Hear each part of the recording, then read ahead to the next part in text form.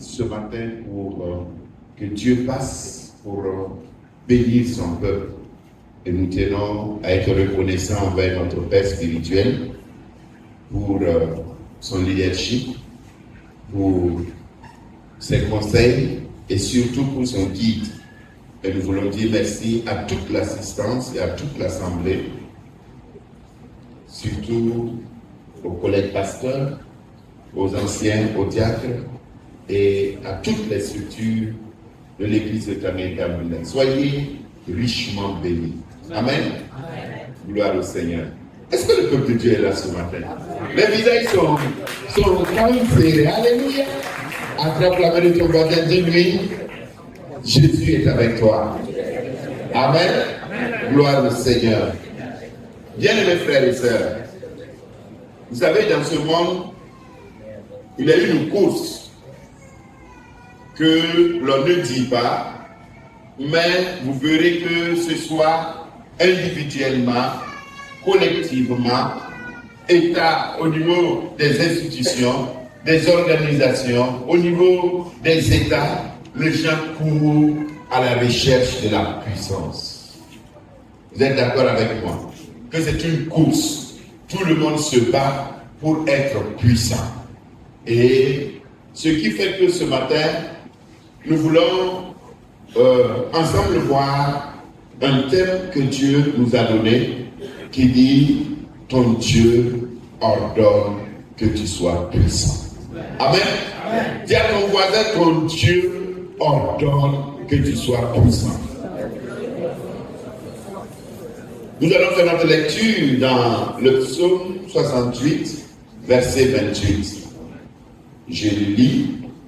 Ton Dieu ordonne que tu sois puissant. Affermis, ô Dieu, ce que tu as fait pour nous. Amen.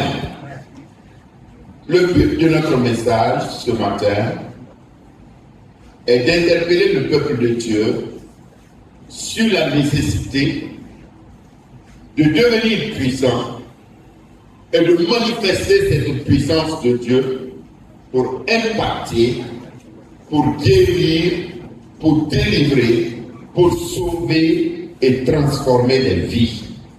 Amen. Bien-aimés frères et sœurs, vous allez m'excuser, mais je voudrais vous dire une chose. Jésus ne nous a pas sauvés pour que nous venions remplir simplement l'église 4 murs, pour que nous venions chauffer les bancs, excusez-moi du terme. Mais Jésus nous a sauvés et nous a confié une mission. On l'appelle la Grande Commission. Et cette Grande Commission est adressée à tout le corps de Christ. Matthieu 28. Alléluia. Ce n'est pas simplement réservé aux évangélistes. Je bénis le Seigneur pour la vie des différents évangélistes. Je bénis le Seigneur pour l'équipe d'évangélisation qui est ici, qui fait de grandes œuvres. Mais je voudrais t'interpeller ce matin, toi et moi, que la mission d'évangélisation, autrement dit, la mission de témoignage de l'évangile du royaume, n'est pas simplement dévolue aux évangélistes. Mais cette mission est pour chaque chrétien. Dis-moi Amen. Cela va t'interpeller dans ta responsabilité ce matin. Tu dois être témoin de Christ. Amen. Comme je le disais tantôt, la puissance est ce qui est recherché dans l'univers, bien aimé, par tous les êtres vivants, que ce soit les animaux, que ce soit du plus petit jusqu'au plus grand, chacun veut dominer, chacun veut montrer sa puissance à tous les domaines. Raison pour laquelle Dieu a mis cette loi de l'évolution ou de la croissance en l'être humain. Tu nais enfant et tu crois, et tu deviens grand et tu pars jusqu'à ta maturité avant peut-être de commencer à décroître. Donc, le besoin de dominer comme Dieu l'a dit dans Genèse 1, verset 28, est inné en chaque homme, en chaque personne, ce qui a été amené, envoyé ou translaté dans les différentes institutions, organisations. Vous verrez que on parle du groupe de 5, on parle des BRICS maintenant, et avant-hier, il y a l'AES qui vient de naître. Tout cela, c'est quoi? C'est pouvoir s'organiser pour se développer et assurer leur sécurité, leur bien-être et leur existence. Donc, ce besoin est fondamental. Alléluia. Et si Dieu lui-même a dit qu'il veut que l'être humain soit puissant, c'est que c'est important que nous soyons dans cette dispensation, si je peux dire, dans cette façon de vivre. Et ce matin, nous avons choisi de parler, n'est-ce pas, de ce thème, ton Dieu ordonne que tu sois puissant, et nous voulons ensemble voir pourquoi Dieu ordonne-t-il que toi et moi, nous soyons puissants. Après avoir donné une définition, bien sûr, sur la puissance, nous verrons quelle est la source de la puissance, pourquoi la puissance, et ensuite quel est son rôle dans la vie. Et si Dieu nous le permet, nous allons ensemble faire une conclusion avant de prier. Étymologiquement, du latin protesta, puissance ou pouvoir ou domination, souveraineté. La puissance est le pouvoir de faire quelque chose, d'imposer son autorité, de dominer, d'avoir une grande influence. Et si nous prenons la puissance au niveau des appareils ou d'un mécanisme, nous dirons que c'est son pouvoir d'action. Quand nous voulons payer des enceintes, on demande la puissance.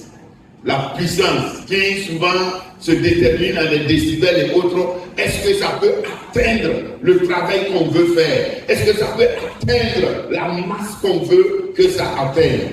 Donc la puissance est quelque chose qui est très importante. Alors, de Genèse à Apocalypse, la Bible en parle largement. Nous verrons dans le livre du prophète Jérémie, Jérémie 32, verset 17, qui nous dit, je le lis, « Ah, Seigneur éternel, voici, tu as fait les cieux et la terre par ta grande puissance et par ton bras étendu. Rien n'est étonnant de ta part. » Bien-aimé, en lisant ce passage, nous verrons que si la terre existe, c'est par l'action de la puissance de Dieu. La puissance de Dieu. Alléluia. Et Jérémie l'a si bien dit. Nous pouvons continuer avec notre définition en disant que la puissance peut être définie aussi comme la capacité de faire quelque chose en se basant sur des éléments tels que la force, les compétences, les ressources ou l'autorité accordée. Et la Bible dit que la puissance du chrétien vient de Dieu par l'intermédiaire du Saint-Esprit. Amen. La puissance du chrétien vient de Dieu. Alléluia. Cela nous introduit à notre deuxième point, qui est la source de la puissance du chrétien. D'où vient la puissance du chrétien? Ma Bible dit, dans 1 Chronique 29, versets 11 à 12, « À toi, Éternel, soit la grandeur, la puissance et la splendeur, l'éternité et la gloire, car tout ce qui est dans le ciel et sur la terre t'appartient. À toi, Éternel, sont le règne et l'autorité suprême. C'est de toi que viennent la richesse et l'honneur. C'est toi qui domines sur tout. C'est dans ta main que sont la force et la puissance. Et c'est ta main qui a le pouvoir de tout agrandir et de tout fortifier. Amen. Bien aimé, la puissance du chrétien émane de Dieu. Dieu étant sa source, alléluia, Dieu étant sa source, la puissance que tu dois revêtir, que tu dois avoir en toi à tous les niveaux, vient de Dieu. La Bible dit dans Genèse 17 que Dieu vient, il se présenta à Abraham et il lui dit, je suis le Dieu tout-puissant. Alléluia. Je suis le Dieu tout-puissant. Frères, sœurs, imaginons un peu. Ton Père est tout-puissant. Toi, tu dois être quoi maintenant? Alléluia. Si ton Père est fort, si ton Père est puissant, naturellement, tu dois être fort et puissant. Bravo. Tu ne peux pas sortir de celui qui est fort, de celui qui est puissant, pour être un mouillard ou pour être un faiblard. Non, c'est pas normal. C'est pas normal. Alléluia. C'est quelque chose qui est anormal. C'est pourquoi on parle du génétique. Alléluia. Dans la science, on parle du génétique. Et les scientifiques sont en train de réfléchir sur le fait de modifier les gènes humains à telle enseigne que la personne que tu veux là, c'est cette personne que tu vas engendrer. Ils vont toucher, prendre l'intelligence, surtout les joueurs, prendre les qualités, appeler par exemple Messi, prendre quelque part en lui, aller mettre chez une femme pour permettre que l'enfant qui va venir ait les mêmes qualités, ait les mêmes techniques, ait les mêmes attitudes que Messi en jouant au ballon pour réussir. Et c'est un débat qui se mène présentement et ceux qui luttent pour les droits de l'homme refusent d'accepter qu'on autorise cela. Parce qu'à la limite, on va transformer l'être humain. Et l'être humain sera tout sauf être humain. Alléluia. Car Dieu sait pourquoi il nous a créés comme ça, avec des différences. Peut-être que sur la force physique, je peux avoir l'air d'être plus fort que le pasteur Bamogo. Mais quelque part sur le terrain, pasteur Bamogo est plus puissant que moi dans un autre domaine. Est-ce que vous comprenez bien, mes frères et sœurs? C'est Dieu qui l'a voulu ainsi. Donc, il faut que nous acceptons nos différences, il faut que nous acceptons nos ressemblances et que c'est ça qui fait la vie. Amen. Alors, d'où vient le fait que Dieu nous ordonne que nous soyons puissants? C'est notre troisième point. Pourquoi les chrétiens doivent-ils être puissants? Amen. Si ton Père est tout puissant et toi tu n'es pas puissant, il y a quelque chose qui manque. Il y a quelque chose qui ne va pas. Non. Mon fils va aller ressembler au voisin. Alléluia. Ça, est-ce que ça ne va pas envoyer un problème? Que mon fils ressemble au voisin. Au lieu de me ressembler, il ressemble au voisin. On va se poser des questions. Vrai ou faux? Alors pose-toi la question, pourquoi toi tu n'es pas puissant alors? C'est toi aussi tu as dit, on va se poser la question. Pourquoi tu n'es pas puissant? Pourquoi à ton passage, les démons ne tremblent pas? Ils ne crient pas. Alléluia. J'aime tellement marcher. Comme aujourd'hui on fume la voiture, ça fait que je ne peux plus bouger. Amen. On va apprendre comme ça. Peut-être que votre idée là va me mener à rester sur place. Que Dieu vous bénisse. Merci. Amen. Les gens remarquent que j'essaie de bouger, je reviens. Amen, ça va aller. Amen. Bien aimé. Pourquoi à ton passage les démons ne crient pas? Pourquoi les malades ne sont pas guéris? Pourquoi les stériles ne procréent pas? Pourquoi les vies ne sont pas transformées? C'est pas normal. Ma Bible dit dans Marc 16, il dit voici les signes qui accompagneront ceux qui auront cru. Il n'a même pas dit quand tu vas être pasteur. Il n'a pas dit quand tu vas être évangéliste. Il n'a pas dit quand tu vas être ancien ou quand tu vas être diacre ou bien chanter à la chorale. Non. Il dit si tu crois, des signes vont t'accompagner. Pourquoi il n'y a pas de signes qui nous accompagnent, chrétiens? C'est pas normal. Non. C'est pas normal. Et tant que nous allons tolérer cet état, ça sera toujours comme ça. Si tu ne te mets pas en colère contre un état de choses, tu ne pourras jamais transformer cet état de choses. Ce que tu tolères, tu vivras toujours dans ça. Alléluia. Si tu tolères le manque de puissance, tu vivras toujours dans le manque de puissance. Amen. Lisons Acte 1, 8. Acte 1, verset 8. La Bible dit,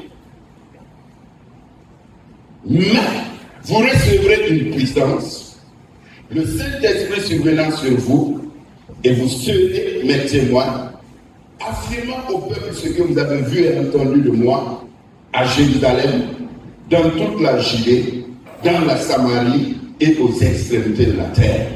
Ça, c'est notre premier sous-point dans pourquoi les chrétiens doivent-ils être puissants. Le premier sous-point, c'est ils sont des témoins du Christ. Tu dois être puissant parce que tu es témoin du Christ. Tu n'es pas simplement fidèle de Tandem Tamila. Tu n'es pas simplement membre de l'église ou de l'église qui a pour berger et pour pasteur le révérend docteur Julien Savargol. Non, tu es témoin, tu es témoin, tu es témoin. Je suis témoin du Christ. Et c'est pour ça que toi et moi, nous devons être puissants. Chrétiens, pourquoi les gens nous confondent aux gens du monde? Parce qu'il n'y a plus de différence. Et pourtant, la Bible dit, dans Malachie 3, il dit, et vous verrez de nouveau la différence entre le juste et le méchant, entre celui qui sert Dieu et celui qui ne le sert pas. Mais pourquoi il n'y a pas de différence, bien mes frères et sœurs? Nous devons nous poser cette question. J'ai rencontré un ami pour un pasteur hier. Il dit, mais ça fait 2 jours que je ne te vois pas. Que non. Je suis allé quelque part me cacher pour parler avec Dieu, pour recevoir quelque chose. Ça m'a touché, ça m'a marqué. Il faut qu'il y ait ça. Il faut qu'il y ait ça. Que le moment où tu dis non, cette vie ne me plaît pas. Il y a quelque chose qui me manque. Il me faut du feu. Il me faut du zèle nouveau. Il me faut être allumé, enflammé pour mon Seigneur. Donc je vais trouver du temps quelque part pour rencontrer Dieu. Alléluia. Dieu a investi sa puissance en toi et en moi pour avoir un retour sur investissement. Mais s'il n'a pas de retour sur investissement, il va récupérer ce qu'il a donné en toi. Il va prendre. Frères et sœurs, il va prendre. Parce que Dieu n'est pas quelqu'un qui investit en perte. Non. Il y a des gens ici qui sont dans l'économie, qui connaissent ça. Quand tu investis, tu veux un retour sur investissement. Et s'il n'y a pas de retour, on va tout prendre, te laisser. Parce que tu n'es pas productif. Amen. Deuxièmement, le royaume de Dieu ne consiste pas en parole, mais en puissance. C'est pourquoi toi et moi, nous devons être puissants. Paul dit dans Romains 5, dans 1 Corinthiens 4, 20, il dit car le royaume de Dieu ne consiste pas en parole, même si les paroles sont éloquentes, mais en puissance, une démonstration miraculeuse. La puissance morale et l'excellence de l'âme. Alléluia. C'est ça le royaume de Dieu. Le règne de Dieu, c'est pas Alléluia, gloire à Dieu simplement. Non, il y a plus que Alléluia, gloire à Dieu. Dans le Alléluia, gloire à Dieu, quelqu'un doit changer sa façon de faire. Dans le Alléluia, gloire à Dieu, quelqu'un doit dire, je veux être un modèle de Christ. Parce que quand j'observe la vie d'un tel, ça m'attire à aimer Jésus, à donner ma vie à Jésus, à marcher avec lui. C'est ça, en ce moment, que ton Alléluia, gloire à Dieu, a du prix. Amen. Il est temps pour nous, frères et sœurs, de démontrer la vraie puissance de Dieu. Car le faux tente maintenant à supplanter le vrai à cause de son déficit. Frères, regardez sur Internet, sur les réseaux sociaux, on décrit sur beaucoup de pasteurs, on décrit beaucoup de serviteurs de Dieu. Pourquoi? Qu'un homme, c'est un faux feu, c'est une fausse puissance. C'est vrai. Il y a faux billets de 10 000 francs parce qu'il y a un vrai billet de 10 000. Vrai ou faux? Si vous voyez que les gens veulent chercher de la puissance quelque part pour venir, c'est qu'ils savent qu'il y a une puissance appelée la puissance de Dieu. Alléluia. Et je prie que toi et moi, nous soyons des gens qui marchent dans la démonstration de cette puissance. Alléluia. Écoutez, ça doit commencer en nous. Ça doit nous révolter. Nous amener à abandonner manger, boire, à abandonner un téléphone, à abandonner la télévision, à nous mettre à l'écart pour chercher la communion avec Dieu et rechercher la puissance. Troisième sous-point, nous devons être puissants parce que simplement nous avons, bien aimés frères et sœurs, des ennemis spirituels. La Bible dit que nous n'avons pas à lutter contre le sang et la chair. Lisons Éphésiens 6, versets 10 à 12. Au reste, fortifiez-vous dans le Seigneur et par sa force toute puissante. Revêtez-vous de toutes les armes de Dieu, l'armure d'un soldat lourdement armé, fourni de Dieu, afin de pouvoir tenir ferme et avec succès contre toutes les ruses, les stratégies, les tromperies du diable. Car nous n'avons pas à lutter contre la chair et le sang, combattant strictement les adversaires physiques, mais contre les dominations, contre les autorités, contre les esprits maîtres qui sont les princes de ce monde de ténèbres, contre les esprits méchants dans les lieux célestes. Amen. Bien-aimés, connaissant qui est notre ennemi, connaissant toutes ces forces qui viennent contre nous, nous avons le devoir d'être puissants. Amen. La dernière fois, j'écoutais un serviteur de Dieu qui prêchait et qui dit qu'il y avait des sorciers qui passaient, qui avaient pris le dessus de la maison d'un autre serviteur de Dieu comme autoroute de passage chaque nuit. À telle enseigne qu'il a été dérangé. Il s'est levé, il a pris une bassine, il a mis de l'eau et il a prié.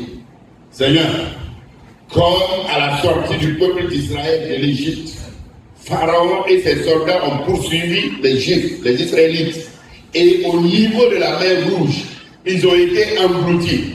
Que tout sorcier qui va oser passer au-dessus de ma maison, au-dessus de mon toit, qu'il soit englouti par cette eau. Le lendemain matin, il y avait une personne. Le lendemain matin. Écoutez, chrétiens, réveillons-nous. Réveillons-nous. Le diable agit. Et Dieu veut qu'on se lève seulement pour qu'il nous utilise, pour déjouer tous les stratégies de l'ennemi. Pour qu'il nous utilise, pour manifester sa grandeur, son amour, sa puissance hors limite. Mais qu'est-ce que nous faisons? Nous dormons. Nous nous plaignons les uns et les autres. Nous prenons nos frères et nos sœurs comme nos ennemis. Alors que la Bible dit ici que nous n'avons pas à lutter contre le sang et la chair. Non. C'est pas le président c'est pas le responsable de la chorale ou le président de la Jadoumène qui est ton ennemi. Non. C'est pas ton pasteur qui est ton ennemi. Non. Ce n'est pas ta soeur qui est ton ennemi. Non. Paul, par l'éclairage du Saint-Esprit, dit ce sont des puissances, des forces, des autorités, des dominations. Ce sont des entités spirituelles qui agissent par ces personnes et qui manifestent l'œuvre que leur papa ou leur Seigneur leur a donné de faire. Toi aussi, lève-toi, fais l'œuvre de ton Père. Ton Père t'a donné la puissance et il t'a ordonné d'être puissant. Alors lève-toi avec cette puissance. Nous continuons rapidement. Sinon, le coordinateur va me regarder tout de suite. Notre quatrième point, le rôle de la puissance dans la vie. Nous allons le voir en deux sous-points, le contexte séculier et le contexte spirituel. Le contexte séculier, rapidement, c'est une capacité d'action pour accomplir des actions en s'appuyant sur des ressources, sur des compétences ou sur la force physique. Regardez par exemple hier, quand nous cherchions l'eau, il a fallu de la puissance. Parce qu'il y avait des roches à l'intérieur qu'il fallait broyer. Et nous-mêmes, on était là, on voyait même le véhicule qui tremblait à travers la puissance qu'il appliquait pour broyer les roches à l'intérieur. Et il faisait sortir ces roches. J'ai appelé mon bien-aimé Philippe, je lui ai dit, c'est ça Dieu a ordonné que nous soyons puissants. S'il n'y avait pas de puissance, il ne pouvait pas broyer les roches pour que nous ayons de l'eau. Écoutez, dans ta vie de tous les jours, tu dois être puissant. À la maison, tu dois être puissant. Au service, tu dois être puissant. Recherche les compétences. Recherche la connaissance. Recherche les aptitudes. Sois puissant dans ta façon de faire. Quand on te confie une tâche, que tu travailles de sorte que ce soit non seulement excellent, mais efficient. Alléluia. C'est ça la puissance de Dieu qui agit. Parce que la Bible dit que vous recevrez une puissance. Le Saint-Esprit surviendra sur vous. C'est-à-dire que vous n'êtes plus seul. Le Saint-Esprit agit en nous. Bien-aimés. Toujours dans le contexte séculier, la puissance parce que nous devons avoir de l'autorité et de l'influence. Alléluia. La puissance qu'on fait, c'est une autorité et une influence sur les autres. Que tu sois, quel qu'en soit le milieu dans lequel tu es, ceux qui sont puissants dans leur domaine, vous allez les voir. Nous sommes en guerre avec les djihadistes et autres. Il y a des soldats qui se démarquent. La dernière fois, je voyais qu'il y a des soldats qu'on a promus officiers sous-lieutenant. Ah, mais j'ai été tellement content. Pourquoi? Ils se sont démarqués des autres. C'était des sous-officiers, même qui, d'autres même n'étaient même pas des sous-officiers supérieurs. J'ai vu des sergents qui ont été même promus parce qu'ils ont fait des actes de bravoure. C'est ça, frère. Dans ton travail, ne te limite pas. Laisse l'Esprit de Dieu te conduire. Laisse la puissance de Dieu agir en toi pour que tu fasses des prouesses à la gloire de Dieu. Amen. Toujours dans le domaine séculier, la puissance te donne la sécurité et le contrôle. Il te permet d'assurer le bien-être de ta vie, le bien-être de ta famille, etc., etc. Dans le contexte spirituel, la puissance est la source de force et de guidance. C'est-à-dire qu'elle provient de Dieu et aide à surmonter les faiblesses, à prendre des décisions, aussi à trouver les directions divines. Amen. La puissance te permet de supporter les épreuves et d'apporter le soutien, l'espérance, la paix dans des moments d'incertitude et de détresse. La puissance, c'est un outil de transformation. C'est un outil qui te permet d'accomplir la volonté de Dieu et c'est un outil qui est une source d'inspiration et de révélation. Bien aimé, permettez-moi rapidement de terminer. Simplement vous donnant un témoignage qu'un de mes mentors, dans sa prédication, a dit un jour. Il dit qu'ils étaient dans un pays anglo-saxon où ils évangélisaient. En temps, ils étaient fatigués et ils voulaient même rentrer. Une dame qui est venue supplier, venez guérir mon enfant qui est couché depuis des années. Il ne peut pas se lever, il est malade, venez. Et eux étant fatigués, lui il a simplement dit, viens, je vais prier sur toi. La puissance de Dieu sera dans tes mains et tu vas garder tes mains comme ça. Tu ne dois pas saluer quelqu'un. Tu vas aller poser tes mains sur ton enfant et ton enfant sera guéri. Et lui, il a prié. Elle a gardé ses mains. Elle a continué à répéter. The power of God is in my hand. The power of God is in my hand. Donc, quand elle est partie comme ça, poser les mains sur son enfant, elle a dit, sois guéri. Et l'enfant a été guéri. Elle est revenue avec l'enfant pour donner le témoignage. Bien-aimé, la puissance de Dieu agit. Alléluia. La puissance de Dieu agit. Dimanche, il y a peut-être 2 ou 3 dimanches de cela, quand je suis sorti, en rentrant, j'ai regardé que quelqu'un m'avait envoyé un audio pour demander de l'aide. Parce qu'il y a sa belle-fille qui était en travail. J'ai dit simplement, prie sur elle, au nom de Jésus, Dieu va glorifier son nom. Et moi, je me suis tué. Ça fait 1 jour, 2 jours, 3 jours. Quand j'ai prié vers 4 heures du matin, elle m'envoie un message. Parce que si je ne vous ai pas revu, c'est parce qu'elle n'est pas encore guérie. Elle n'a pas encore accouché. Il dit quoi?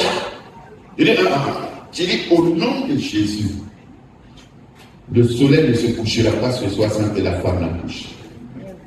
À 15 heures, on m'a envoyé la photo du bébé. Bien-aimé, la puissance de Dieu agit. La puissance de Dieu agit. Je voudrais simplement vous laisser avec ça. En tant que chrétien, il faut connaître le RCR chrétien. Le RCR chrétien, c'est quoi? Quand vous partez dans les hôpitaux, il y a ce qu'on appelle le centre de réanimation cardio-respiratoire. Donc le RCR chrétien, si tu veux être puissant, il faut que tu l'aies. Luc 4, verset 1 et verset 14. La Bible dit, Jésus rempli du Saint-Esprit, premier R, et en communion parfaite avec lui, revint du Jourdain et fut conduit, le C, par l'Esprit dans le désert. Verset 14, Jésus revêtu de la puissance de l'Esprit. Ce matin, il faut que tu sois revêtu de la puissance de l'Esprit. Ce matin, il faut que tu sois rempli du Saint-Esprit. Ce matin, il faut que tu sois conduit par l'Esprit. Et si tu peux te tenir debout, tiens-toi debout, nous allons prier. Il faut le RCR chrétien. Rempli du Saint-Esprit, conduit par le Saint-Esprit et revêtu de la puissance du Saint-Esprit. Remercions le Seigneur et prions pour cela. Remercions le Seigneur d'abord.